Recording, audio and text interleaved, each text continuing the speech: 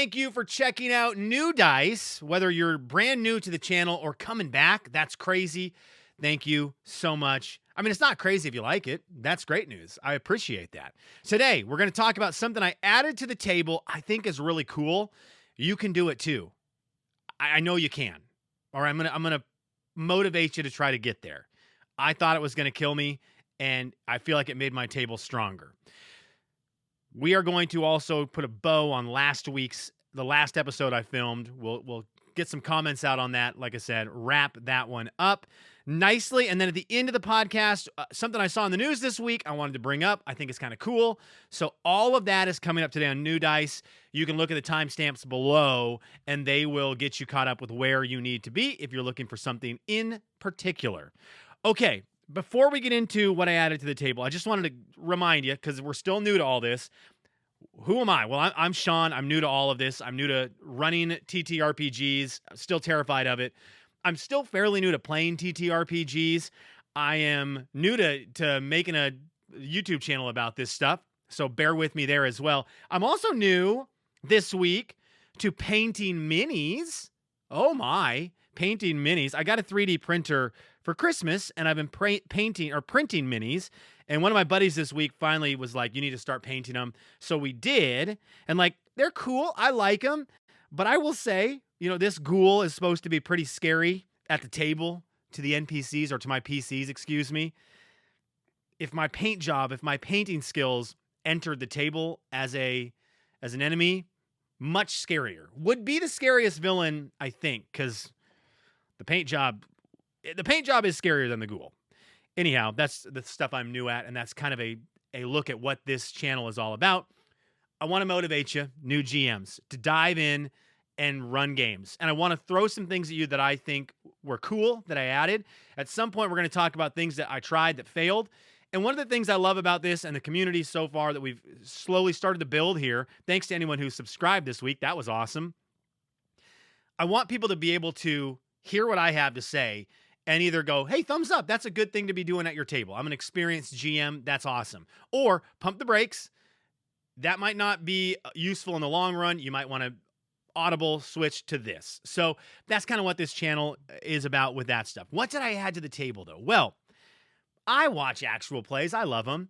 And I know my table doesn't need to be an actual play. I don't want my table to be an actual play. That's way too stressful to think about. I want it to be really fun for my table and the people who have taken time to be there. But one thing I love that actual plays do is I love the underlying music. Oh, I love it. And so I was talking to a guy that I work with who also he's been running a D&D campaign for a while. He's starting a new one. He threw something at me that I thought, I've got to try that. So first of all, I did the music, and I went through, and I'm not going to play any of it on here because it's probably going to get my account shut down if I use it, but I went on Spotify. I went to like Lord of the Rings and the Bethesda games, whether it's Skyrim or Oblivion, and I kind of pieced together some playlists for, I think this would be cool music if they're in a town. I think this would be a cool music if they're in a tavern. This is cool combat music. This is kind of generic music that I can use anywhere. And so I made these little folders, and I could play that music underneath on a little speaker I have at the table. So that was cool. And I was like, I can do this. Now, I will tell you, when you're juggling everything that you're doing as a GM and you're not used to it all, we were in tavern music a lot. We would be in town doing NPC talking, and that would carry over into combat, and I would finally be like, oh, shoot, I forgot to switch the music. Not a big deal, but, it is hard to remember everything, so I'm learning. But what did I add that was different? My guy Jeff at work said you need to do this with your players, and when he first said it, I was like, I don't know.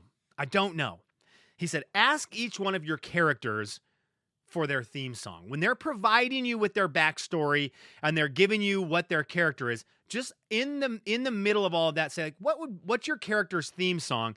And it can be any song ever. Okay? It doesn't have to be an old, right? I'm high fantasy. It doesn't have to be a Lord of the Rings song. It can be anything. My characters understood the mission and they ran with it. So I had these theme songs ready to go for each one of my characters. What did I do with them? Well, I'll tell you.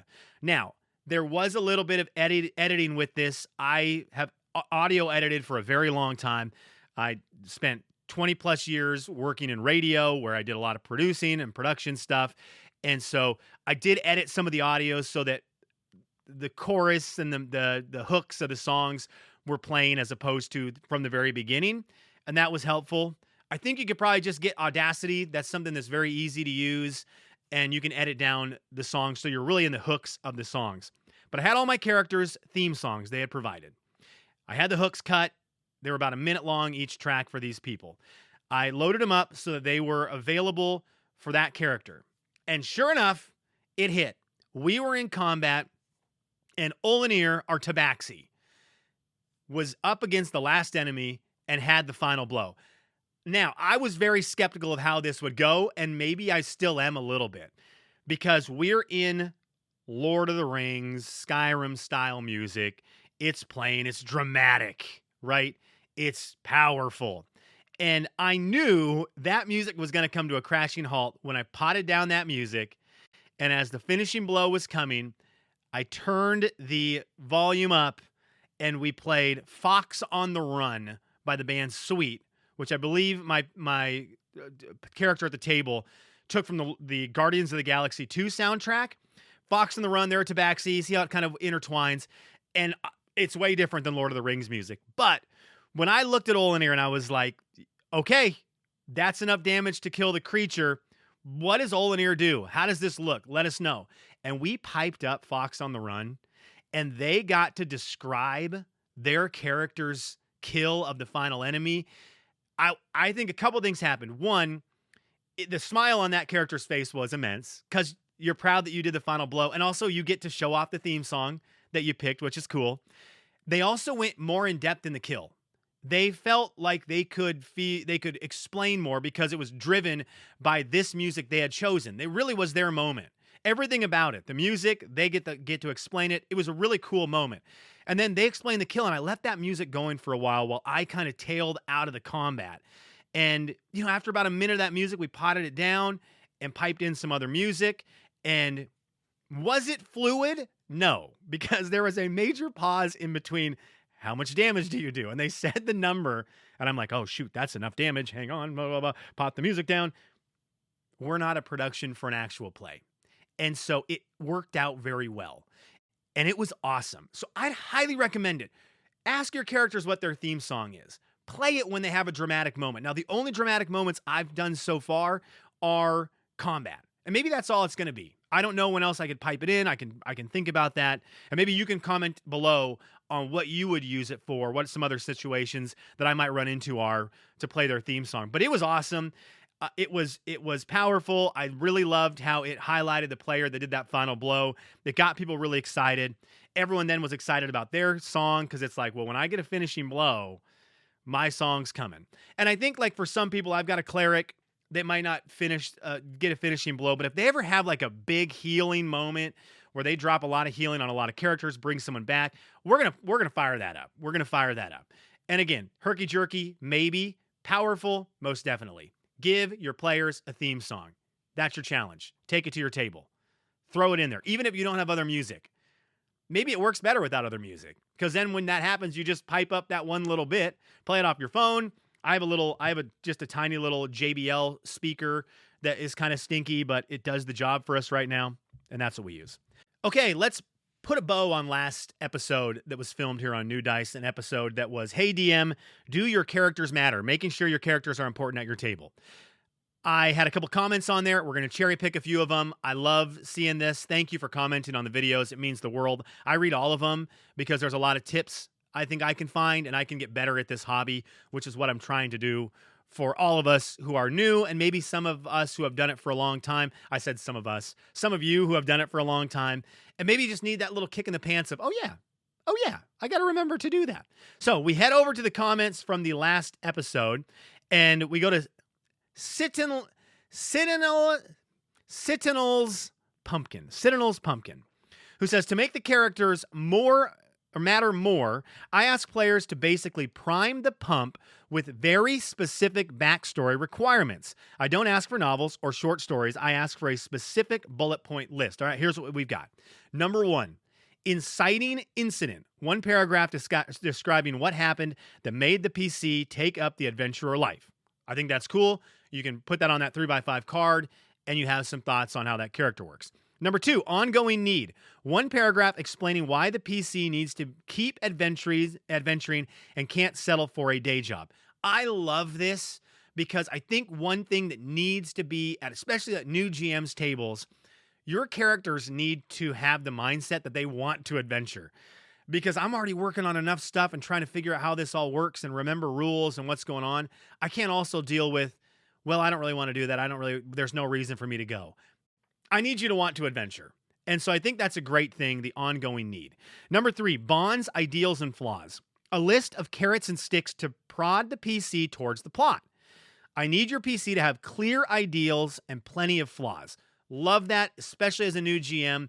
If they give you their flaws, you can go at those a little bit. I think you can bring depth to the character at the table without, as the GM, trying to dig and figure out and get really creative with stuff, because that's hard to do. Again, I say the word juggling all the time, like I'm a clown, but you're juggling a lot. I also need 5 NPC bonds, 5 NPCs in the setting that will stir the PC to action when I name drop them: friends, lovers, families, rivals, hated enemies, and prodigal beasties. I need each player to give me 5 NPCs. Their PC will stop at nothing to defend or defeat. That's a lot of stuff, but I like it, right? The more stuff for you as a DM to have in your arsenal. Bald Norse Viking has an awesome avatar and says, I am a new DM. I have run a campaign for 9 players now for 1 year. 9 players as a new DM isn't the easiest, but we make it work. I got them all to give me a little backstory for all their characters and use them to sprinkle in side stories throughout the main campaign, so that every now and then they get a story that is personal for them. Some of them will be tied into the big bad at the end of the campaign. They all seem to love it, and they are invested in the main campaign as well. I love being a DM. It's a great comment. I got to hit like and a heart on that one, as I would love if you did as well. If you went through and not only liked the channel and hearted the channel and all the things to the channel, but also if you see a comment that you liked, show some appreciation out there, because it's really cool. People are trying to help us out with getting better at this. I think that's awesome. 9 players at a table sounds overwhelming. I'm stressed out thinking about it for you, Bald Norse Viking, but that's cool. The sprinkling in of side stories is, I think, great. And I think that is, again, something as a DM who's new to this, it really is helpful, because it helps you know what the characters are going to want. I wanted to read this because this one blew me away. At Twin Steel hit me with some emojis, said, strong work. Love that you're trying to tie in the player's interest to the game right away. No need to wait 20 sessions to start hinting at these things. Jump right in. So before we get to the last part, Twin Steel, that's something that I really wanted to do.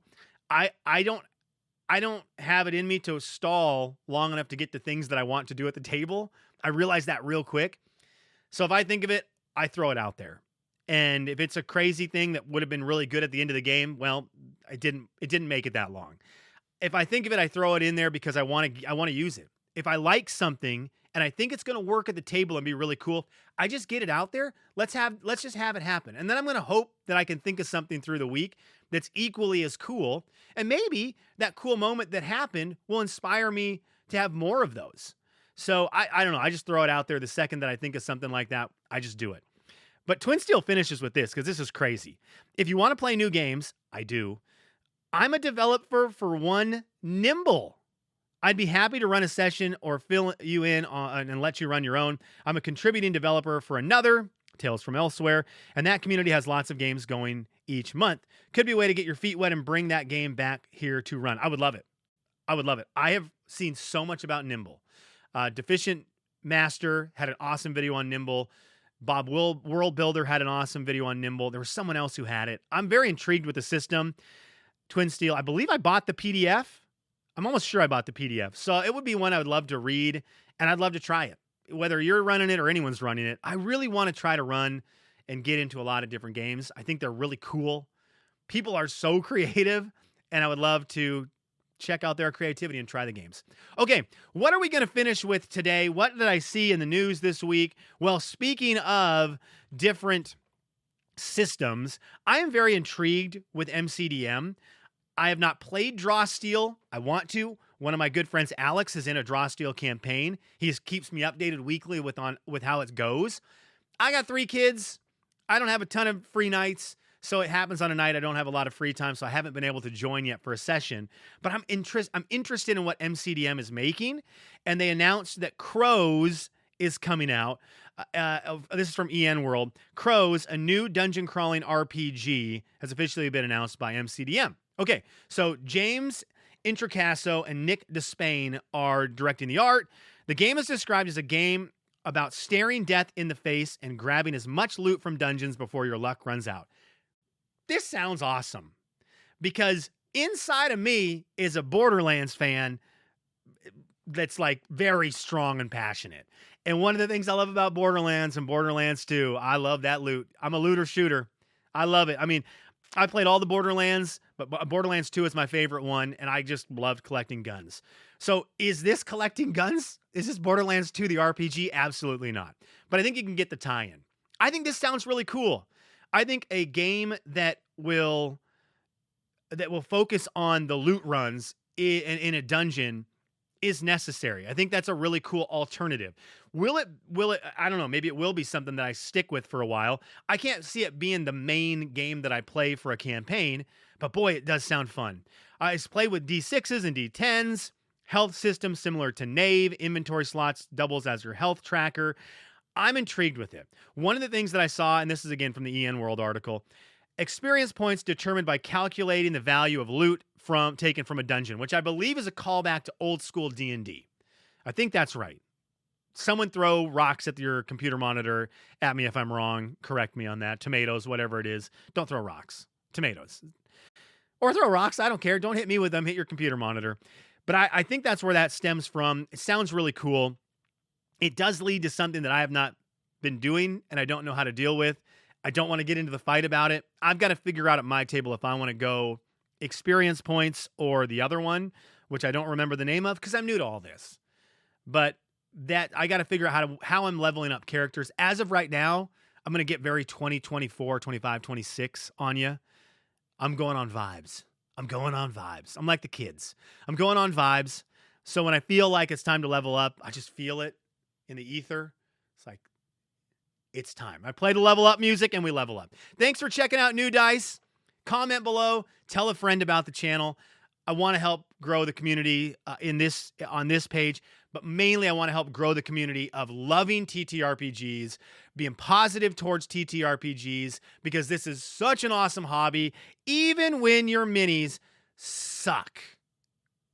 I mean, they look cool, but why is he wearing purple like he's royalty? That's not a ghoul.